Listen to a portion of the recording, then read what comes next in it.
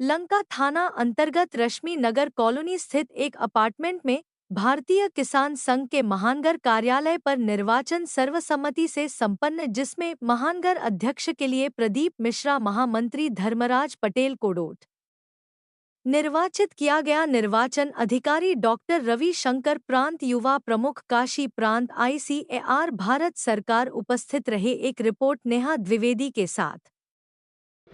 जी, मैं डॉक्टर दीपमाला सिंह बघेल, महिला महानगर प्रमुख। किस तरह की बैठक की गई? जी, यहाँ ये भारतीय किसान संघ, जैसा आप सभी जानते हैं, किसानों के हित के लिए यहाँ पे तमाम तरह की बैठकें की जाती हैं और उन्हें कार्यान्वित भी किया जाता है। तो ज़रूरी बात है कि यहाँ पे किसान हित के लिए ये बैठक करी गई है। हाँ जी।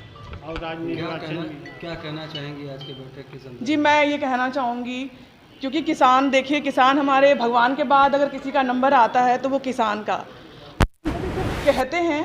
हमें शायद अब ये मानने की ज़रूरत है ना। हमारे आसपास बड़े आसानी से हमें अन्न उपलब्ध हो जाता है, जैविक, आजकल ऑर्गेनिक खेती की बड़ी बातें हो रही हैं, लेकिन कोई व्यक्ति अपने घर में अपने बेटे को किसान नहीं बनाना चाहता है ना।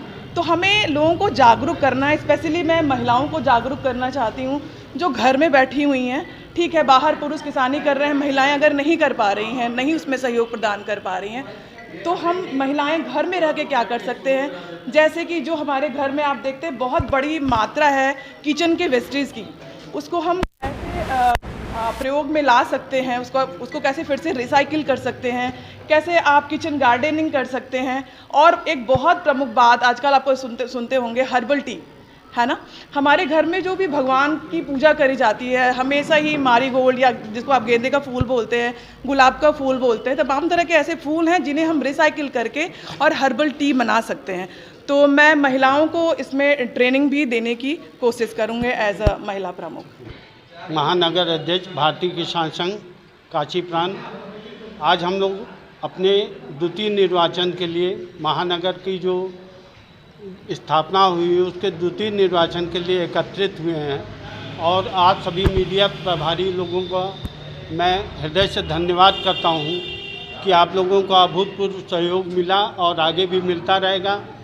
हम लोग किसानों की समस्याओं को लेके जो एक महानगर में नई मुहिम वृक्षारोपण और जैविक उत्पादों के सफलता से वितरण अगर हो सके उसके लिए मूलभूत प्रयास कर रहे हैं। और किसानों की क्या क्या समस्याएं हैं उसके लिए भी हम लोग निश्चित तत्पर रूप से कार्य कर रहे हैं। और हमारे प्रांत युवा प्रमुख जी, महिला नगर प्रमुख जी, सब लोग एकत्रित हैं। इनसे भी आप लोग अपनी दो शब्द।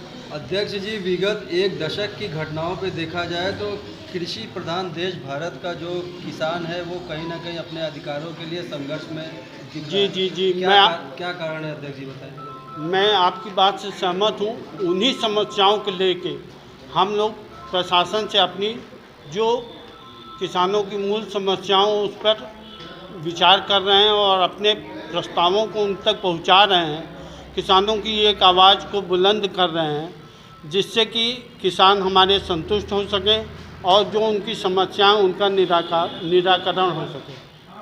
और जहां तक किसान ताकत और शक्ति की बात की जाए तो सरकार को अपने कानून भी वापस पीछे करने पड़ते हैं। क्या कहेंगे भविष्य में आप लोगों की रणनीति पर? निश्चित ही किसान एक अन्नदाता या इस देश का भविष्य पहले भी था, है और आगे भी रहेगा।